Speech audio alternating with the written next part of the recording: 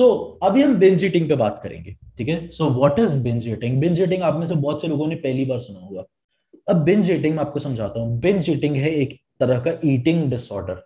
Disorder है, एक तरह की बीमारी है, मेंटल प्रॉब्लम है। क्या प्रॉब्लम है? सिंपल है कि मैं तब तक खाऊंगा जब तक मेरा पेट बहुत ज्यादा नहीं भर जाता। अब आप बोलेंगे तो मैं भी करता हूँ, पर इसकी कुछ प्रॉब्लम्स है। प्रॉब्लम्स क्या है? कि मैं इतना खाऊं कि मुझे हर बार अनकंफर्टेबल फील हो रहा है। अब मुझे कैसे पता लगेगा कि मुझे बिंज ईटिंग की प्रॉब्लम है? पहला पहला सिम्टम उसका होता है, अगर तो आप जितनी बार खा रहे हैं आपको दुख हो रहा है कि शिट मैंने आज फिर खा लिया, मैंने सुबह सोचा था इतना नहीं खाऊंगा और आज मैंने फिर से ओवर ईटिंग की। ठीक है, पहला सिम्टम ये बिंज ईटिंग का। नंबर टू, आपकी बॉडी बहुत ज्यादा अनकंफर्टेबल रहती है हर टाइम। आपको बहुत ज्यादा, या तो हर रोज आपको ब्लोटिंग हो रही है, आपको इश्यूज आ रहे हैं आपको खाने पीने में। ओके, आप रुकना चाहते हैं पर आप रुक नहीं पा रहे हैं। ठीक है। और तीसरा आपको कैसे पता लगेगा आपको बिंज ईटिंग की प्रॉब्लम है?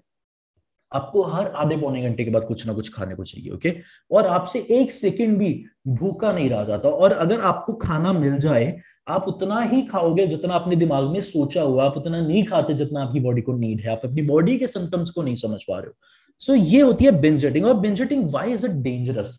It is very dangerous because आपकी हेल्थ बहुत ज्यादा बिगड़ेगी। आप मेंटली वीक हो जाओगे एंड आपका कॉन्फिडेंस लेवल भी लो जाएगा। अब बिंज ईटिंग जो लोग करते हैं वो अकेले बैठ के करेंगे, वो लोगों में नहीं करते। आप अकेले खाना ज्यादा पसंद करोगे। Okay, and this is a very huge problem. ये इस पे भी हम डिस्कशन करेंगे। ठीक है, ये कल हम माइंडफुल ईटिंग में जाएंगे।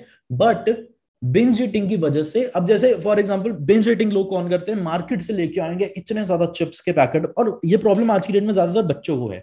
इतने ज्यादा चिप्स के पैकेट लेके आएंगे और खाते रहेंगे खाते रहेंगे खाते रहेंगे। अब लोगों के सामने ऐसे नहीं खा सकते क्योंकि अगर लोगों ने देख लिया लोग तो पागल बुलाएंगे। ठीक है, तो हम अकेले बैठ के खाते हैं और हमें लोगों के बीच में खाना अनकंफर्टेबल लगता है। हमें लगता है कि यार अच्छा लोग खा रहे हैं कोई प्रॉब्लम नहीं, मुझे ऐसे करो मेरी प्लेट लगा के मुझे अंदर दे दो, मैं अंदर टीवी के आगे बैठ के खाऊंगा। बहाना टीवी का होता है, बट हमें लोगों के बीच में खाने में अनकंफर्टेबल फील होता है बिकॉज हम बहुत अजीब तरीके से खाते हैं। So that is binge eating. अब बिंज ईटिंग को कैसे आप कंट्रोल कर सकते हैं? And it is a huge disorder और ये बच्चों को हो रहा है आज की डेट में। बच्चों के साथ क्या हो रहा है कि बच्चे टीवी के आगे बैठते हैं और खाते रहते सारा दिन बिंज ईट करते रहते हैं। उनकी हेल्थ बिगड़ रही है, उनको इश्यूज आ रहे हैं। ओके, तो जो मैं आपको अब बताने वाला हूँ ये सबसे ज्यादा इंपॉर्टेंट है। आपके घर पे अगर बच्चे हैं, हो सकता है आपको भी प्रॉब्लम हो। ठीक है, बहुत कॉमन है बिंज ईटिंग, लोगों को सारी जिंदगी प्रॉब्लम होती है और उनको पता नहीं लगता। पर अगर आपके घर पे बच्चे हैं तो आपको बहुत ज्यादा अवेयरनेस की जरूरत है बिकॉज आप उनकी आगे लाइफ बहुत ज्यादा बचा सकते हैं। बाय द वे, मैंने आपको बताया अगर आपकी बीएमआई 30 से ज्यादा है, अगर आप उसको 25 से कम करते हैं, सिर्फ 5 पॉइंट बीएमआई कम करते हैं, आप 10 साल ज्यादा जिएंगे। जस्ट इमेजिन कितना ज्यादा इंटरेस्टिंग हो जाता है फैट लॉस करना और इतना ज्यादा जरूरी हो जाता है। ओके, सो अभी हम स्टार्ट करते हैं बिंज ईटिंग के साथ।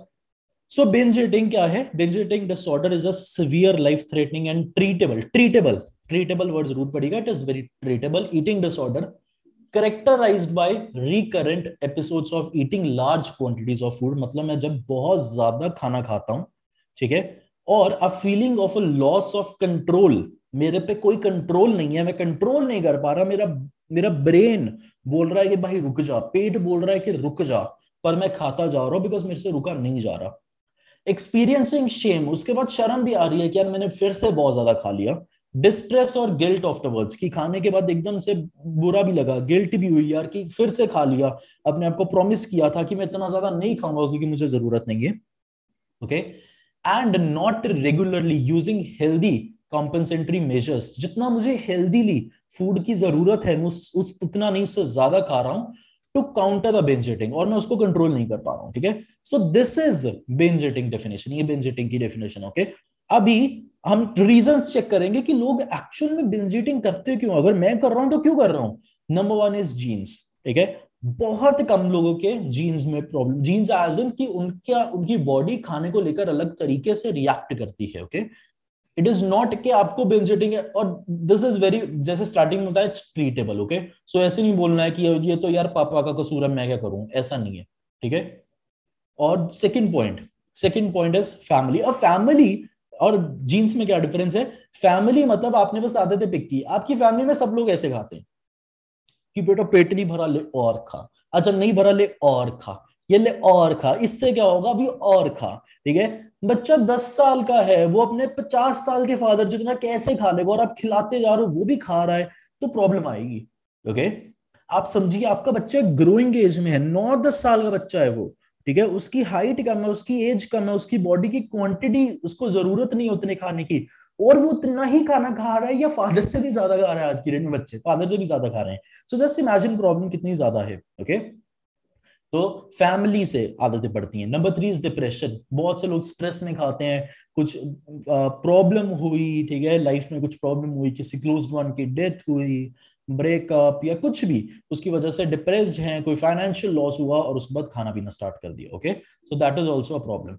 Next is low self esteem. अपने आप पे बिल्कुल कॉन्फिडेंस नहीं है, अकेले बैठ के खाने की जरूरत है, और अपने आप से कंपैरिजन करते रहना, जो हम मैगजीन्स पे, टीवीज पे, फोटोज में लोगों को देखते हैं, ठीक है, कि सोचना कि यार ये तो इनके बस का है, मेरे बस का तो है ही नहीं। जब आप अपने आप को बुरा बोलते रहते हैं कि मेरे से नहीं होगा, मैं नहीं कर पाऊंगा, मेरे लिए खाना छोड़ना बहुत ज्यादा मुश्किल है, आप एक्चुअल में ज्यादा बिंज ईटिंग करेंगे, बिकॉज आप अपने माइंड को मना रहे हैं कि ये मेरे बस का नहीं है।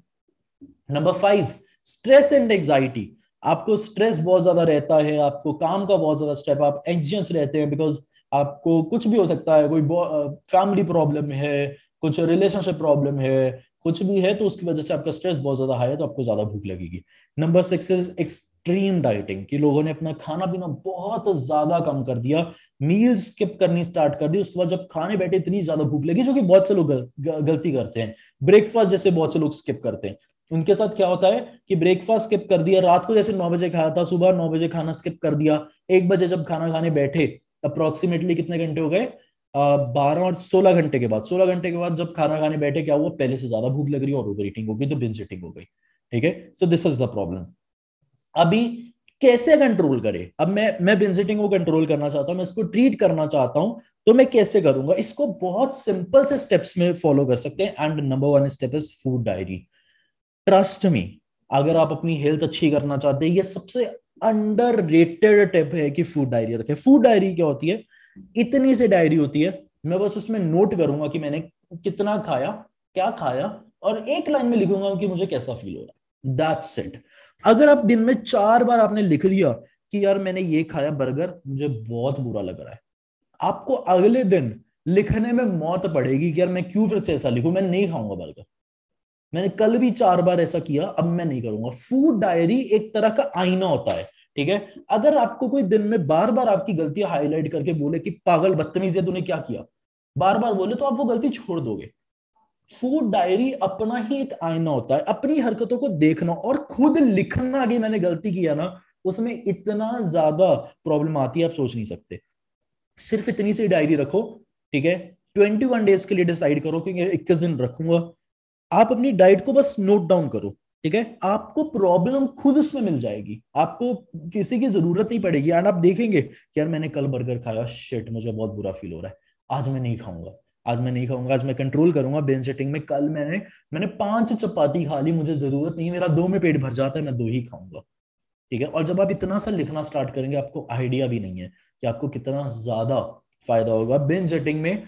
कभी कभी ये सिचुएशन आती है कि मेंटली लोग इतने ज्यादा वीक हो जाते हैं, थेरेपिस्ट के पास जाना पड़ता है, साइकोलॉजिस्ट के पास जाना पड़ता है, फिर साइकोलॉजिस्ट बोलता है कि फूड डायरी रखो, 10,000 रुपए फीस लेके एक सेशन की, फिर लोग रखना स्टार्ट करते हैं। मैं आपको 300 रुपए में, 500 रुपए में बता रहा हूँ, रख लो, ठीक है, तो रख लेना।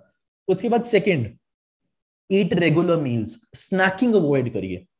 बहुत से लोग दिन भर में स्नैकिंग करते रहते हैं, थोड़ा थोड़ा थोड़ा खा के इतना ज्यादा खा लेते हैं कि आइडिया नहीं है कि मैंने खाने से आधा घंटा पहले चिप्स खा लिए, फिर खाना भी ज्यादा खा लिया, उसके बाद फिर मेरा मन किया, मैंने दिन में आधी रात को मैं उठा, मेरा दिल किया, मैंने आइसक्रीम खा ली। तो वो आपने अवॉइड करना है, snacking throughout the day बिल्कुल अवॉइड करिए, सेट करिए कि ब्रेकफास्ट लंच डिनर ये टाइम पे खाऊंगा और इतना खाऊंगा, that's it. Okay, number 3 is portion out your food. अब प्रॉब्लम पता है क्या है? स्पेशली अगर आप पंजाबियों का चेक करें, अब पंजाबियों के बजटिंग में प्रॉब्लम ये है, हमारी थाल आती है, हमारी प्लेट नहीं है, थाल है, ठीक है, और उस थाल में 3 लोगों का खाना आ जाता है, पर हम एक इंसान उसमें जब थाल में खाना डालता है, मुझे लगता है यार मैंने 3 चपाती रख ली, दाल रख ली, ये तो बहुत कम है, वो थाल में छोटा सा लिखती है चपाती, और उसके बाद हम उस थाल को भरना स्टार्ट कर देते हैं, ठीक है, और भरते भरते हम ओवर ईटिंग कर लेते हैं। मैं आपको बोलूंगा कि एक तो नॉर्मल साइज प्लेट्स यूज करिए, कटोरियां यूज करिए नॉर्मल साइज, ठीक है। अब पंजाबी में थाली आती है, साथ में आती है बाटी, कटोरी नहीं बाटी, ठीक है, वो होती है इतनी बड़ी, और उसमें अगर आपने सब्जी डाल ली, उसमें 3 लोग नॉर्मली खा लेंगे, आपको भी अगर बाहर जाओगे ना 3 लोग नॉर्मली खा लोगे। पर उसमें एक इंसान घर पे बैठ के खाता है, तो अपने खाने के पोर्शन को, क्वांटिटी को चेक करिए, छोटी छोटी कटोरियां रखिए, वैरायटी रखिए, सैलेड रखिए, आपको ज्यादा फायदा होगा। नंबर 4, थिंक अबाउट व्हाई और बिंजिंग। आपको पता होना चाहिए कि मैं बिंज कर क्यों रहा हूँ, क्या मुझे कुछ स्ट्रेस है? अच्छा, मुझे बहुत ज्यादा स्ट्रेस हो रहा है, शायद इसलिए मेरा मन करता है ज्यादा खाने का। तो खाने की बजाय उस स्ट्रेस को कोप अप करने के और तरीके ढूंढिए कि अच्छा, अगर मुझे स्ट्रेस है तो मैं किसी शायद दोस्त से बात कर लेता हूँ, इस ये इमोशनल ईटिंग में भी आएगा कि मैं अपने किसी दोस्त से बात कर लेता हूँ या कुछ कर लेता हूँ।